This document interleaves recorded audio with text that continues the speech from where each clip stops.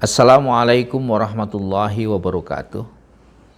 Alhamdulillah nahmaduhu wa nasta'inuhu wa nastaghfiruh wa na'udzu billahi min syururi anfusina wa min sayyiati a'malina may yahdihillahu fala mudhillalah wa may yudhlil fala hadiyalah.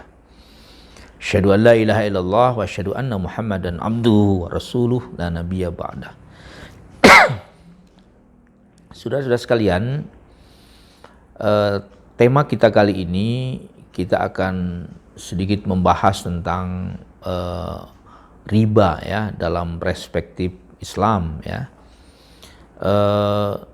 Salah satu yang menjadi pembeda ya dari ekonomi Islam ya dengan ekonomi yang berkembang di dunia, itu seperti kita kemarin jelaskan adalah ekonomi kapitalis, adalah tentang perbedaan konsep riba ya. Dan sesi kali ini kita akan coba sedikit apa sebenarnya riba itu, lalu bagaimana sejarahnya riba itu terjadi, lalu bagaimana hukumnya riba itu. Nah, riba itu kalau kita boleh merujuk pada salah satu terminologi ya dalam fikih muamalat, itu biasanya terjadi pada transaksi yang bersifat sosial ya. Dulu kita pernah membahas ya pada video yang lalu, salah satu dari dua macam akad itu ada namanya akad sosial yang disebut dengan tabaruk. Dan tabaruk itu contohnya adalah al-qard, yaitu hutang piutang. Perlu saya sampaikan ulang kalimat ini karena ini terkait dengan persoalan bagaimana sebenarnya praktek riba itu terjadi ya. Jadi qard itu adalah salah satu akad yang bersifat sosial. Karena dia bersifat sosial, maka tentu tidak boleh mendapatkan keuntungan. Tabaruk, apa contohnya? Nah, dalam ekonomi Islam yang termasuk dalam kategori qard dan sosial itu adalah pinjam meminjam atau hutang piutang. Ini yang mendasar ya. Jadi utang piutang, ya, pinjam meminjam uang itu adalah akad yang sifatnya sosial dan tidak boleh mengambil bisnis. Karena utang piutang itu pada prinsipnya adalah ta'awun ya, memberikan pertolongan pada sesama.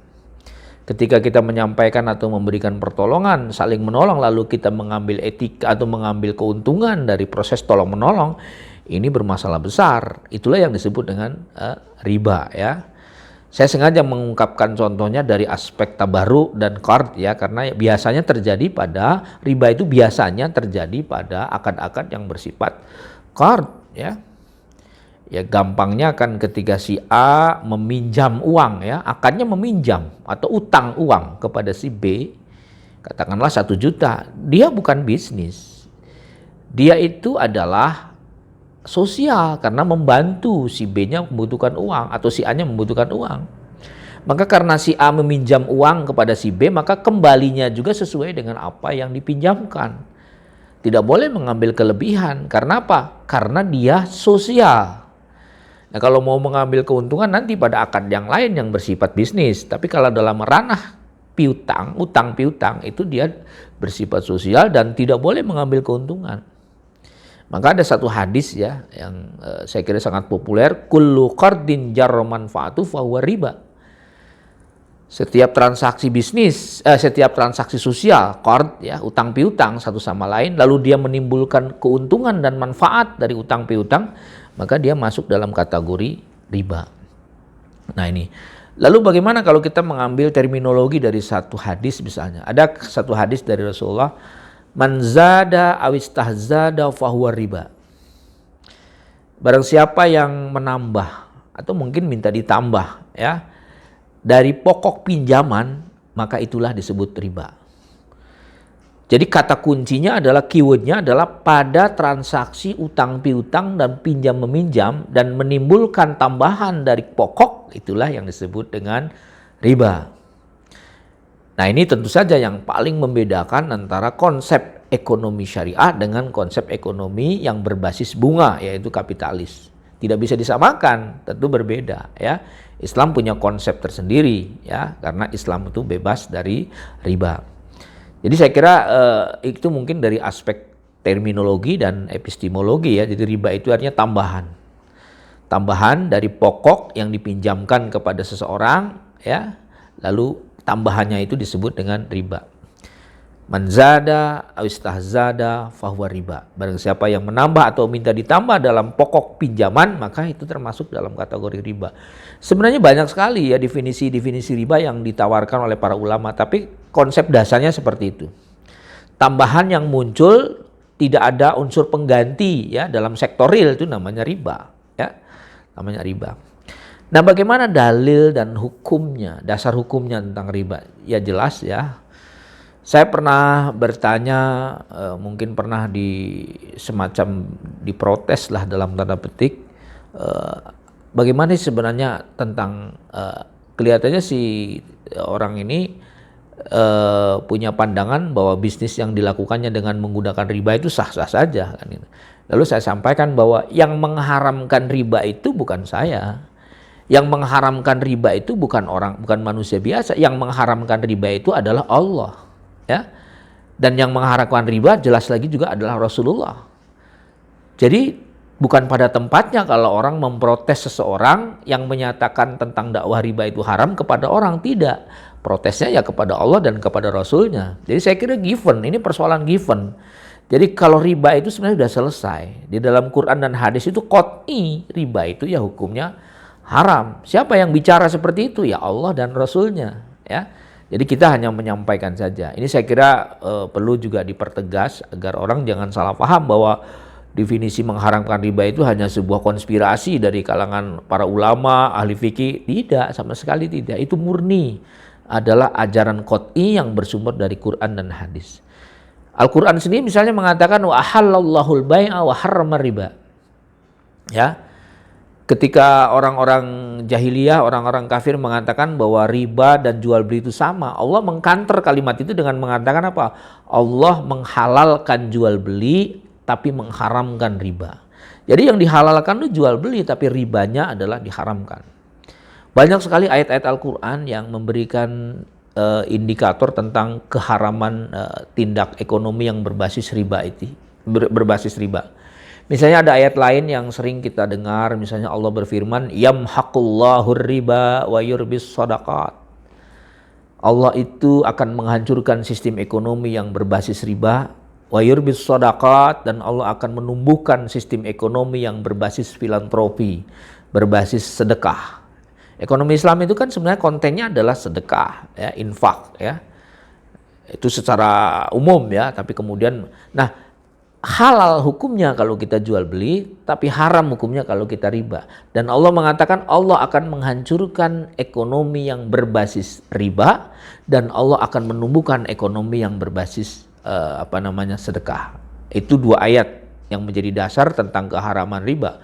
Bahkan di dalam ayat lain Allah mengatakan orang yang memakan riba itu ya tidak bisa berdiri kecuali dia seperti orang yang kerasukan setan, ya. Siapa yang bicara seperti ini? Allah Subhanahu wa taala di Quran. Jadi analogi orang yang memakan riba itu diibaratkan orang yang terkena gangguan setan, ya, dan dia tidak jelas pemikirannya dan tidak sadar gitu ya, dalam bahasa yang lebih ekstrimnya kemasukan setan itu, ya. Itu Allah yang mengatakan.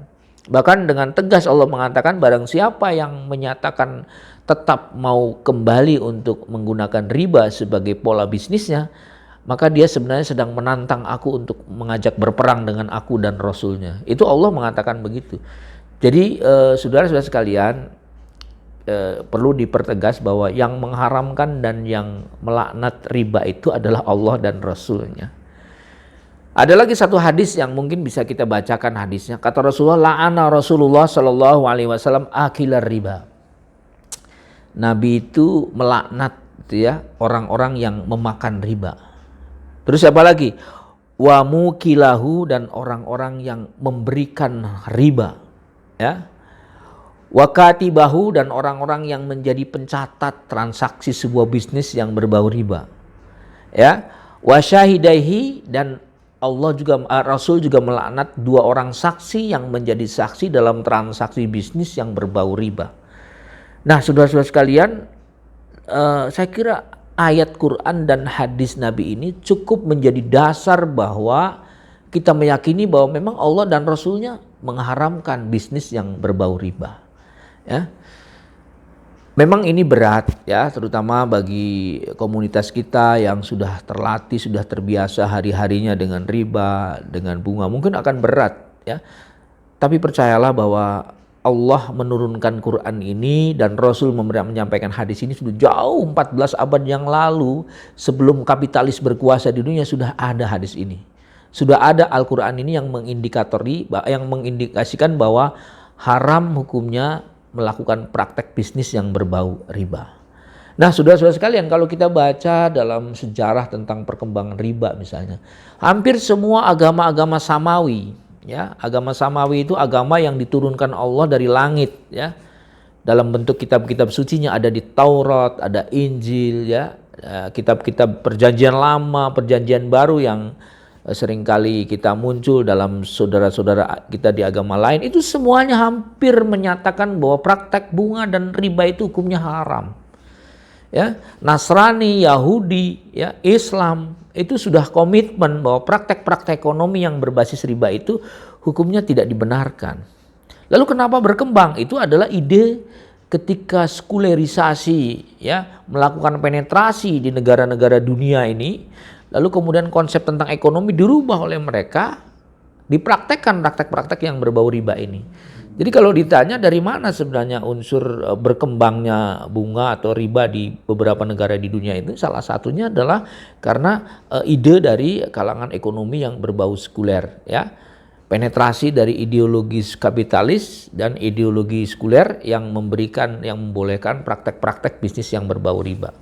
Nah, kalau kita lihat kan daya rusaknya luar biasa. Ya, kalau dalam ekonomi mikro misalnya di masyarakat kecil, coba kita lihat bahasa yang sederhana itu rentenir, ya.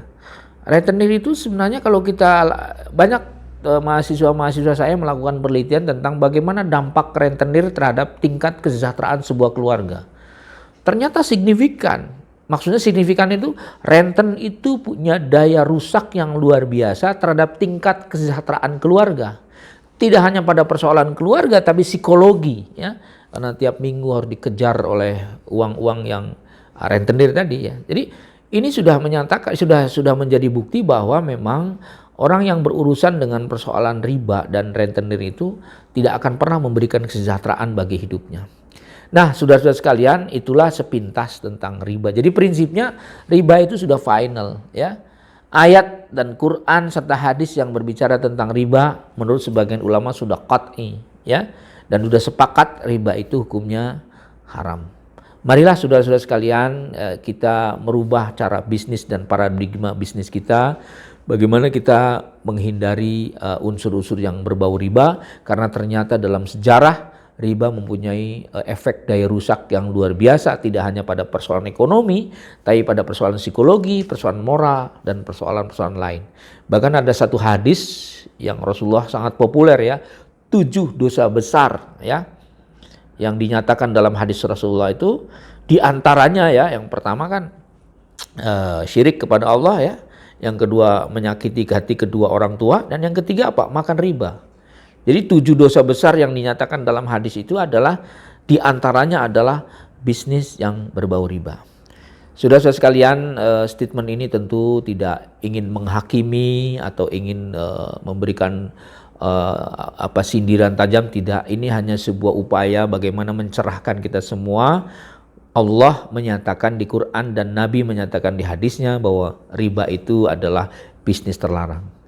Ya, tentu sebagai seorang yang beragama kita hanya mengatakan sami'na wa ta'na. Mudah-mudahan bermanfaat. Assalamualaikum warahmatullahi wabarakatuh.